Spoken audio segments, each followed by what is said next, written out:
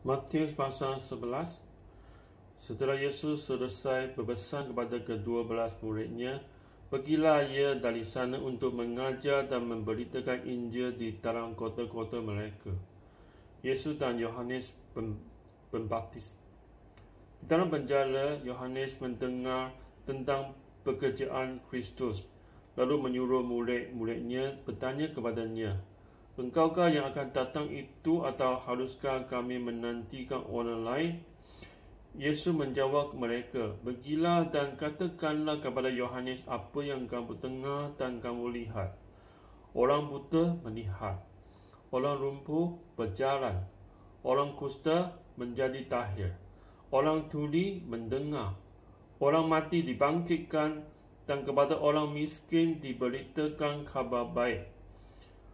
Dan berbahagialah orang yang tidak menjadi kecewa dan menolak aku." Setelah murid-murid Yohanes pergi, mulailah Yesus berbicara kepada orang banyak itu tentang Yohanes. "Untuk apakah kamu pergi ke padang gurun, melihat burung yang digoyangkan angin kian kemari? Atau untuk apakah kamu pergi melihat orang yang berpakaian halus? Orang yang berpakaian halus itu tempatnya di istana raja. Jadi untuk apakah kamu pergi melihat Nabi? Benar. Dan aku berkata kepadamu, bahkan lebih daripada Nabi, kerana tentang dia ada tertulis, 'Lihatlah, aku menyuruh utusanku mendahului engkau. Ia akan mempersiapkan jalanmu di hadapanmu.' Aku berkata kepadamu, sesungguhnya di antara mereka yang dilahirkan oleh perempuan tidak pernah tampil seorang yang lebih besar daripada Yohanes Pembaptis. Namun yang terkecil dalam kerajaan surga lebih besar daripadanya.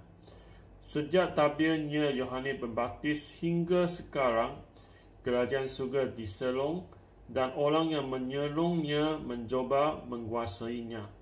Sebab semua Nabi dan kitab Taurat bernubuat hingga tampilnya Yohanes. Dan jika kamu mau menerimanya, ialah Elia yang akan datang itu. Siapa bertelinga, hendaklah ia mendengar.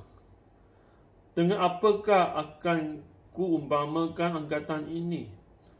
Mereka itu seumpama anak-anak yang duduk di pasar dan berseru kepada teman-temannya, 'Kami meniup seruling bagimu, tetapi kamu tidak menari. Kamu menyanyikan kidung duka, tetapi kamu tidak bergabung.' Kerana Yohanes datang, ia tidak makan dan tidak minum, dan mereka berkata, 'Ia kerasukan setan.' Kemudian Anak Manusia datang, ia makan dan minum, dan mereka berkata, 'Lihatlah, ia seorang pelahap dan peminum, sahabat pemungut cukai dan orang berdosa.' Tetapi hikmat Allah dibenarkan oleh perbuatannya." Yesus mengecam beberapa kota. Lalu Yesus mulai mengecam kota-kota yang tidak bertobat. Sekalipun di situ ia paling banyak melakukan mujizat-mujizatnya. "Celakalah engkau, Korazim! Celakalah engkau, Bethsaida! Kerana jika di Tyrus dan di Sidon terjadi mujizat-mujizat yang telah jadi di tengah-tengah kamu, sudah lama mereka bertobat dan bergabung. Tetapi aku berkata kepadamu, pada hari penghakiman, tanggungan Tyrus dan Sidon akan lebih ringan daripada tanggunganmu. Dan engkau, Kapernaum, apakah engkau akan dinaikkan sampai ke langit? Tidak, engkau akan diturunkan sampai ke dunia orang mati. Kerana jika di Sodom terjadi mujizat-mujizat yang telah terjadi di tengah-tengah kamu, kota itu tentu masih berdiri sampai hari ini. Tetapi aku berkata kepadamu, pada hari penghakiman, tanggungan negeri Sodom akan lebih ringan daripada tanggunganmu.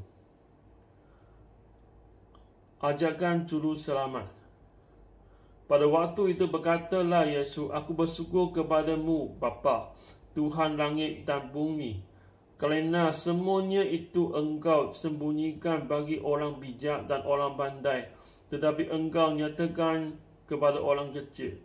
Ya Bapa, itulah yang berkenan kepadamu. Semua telah diserahkan kepadaku oleh Bapa-Ku, dan tidak seorang pun mengenal anak selain Bapa, dan tidak seorang pun mengenal Bapa selain anak, dan orang yang kepadanya anak itu berkenan menyatakannya. Marilah kepadaku semua yang letih lesu dan berbeban berat. Aku akan memberi kelegaan kepadamu. Pikulah kuk yang ku pasang dan belajarlah padaku, kerana aku lemah lembut dan rendah hati, dan jiwamu akan mendapat ketenangan. Sebab kuk yang ku pasang itu enak dan bebanku pun ringan." Inilah firman Allah. Amin.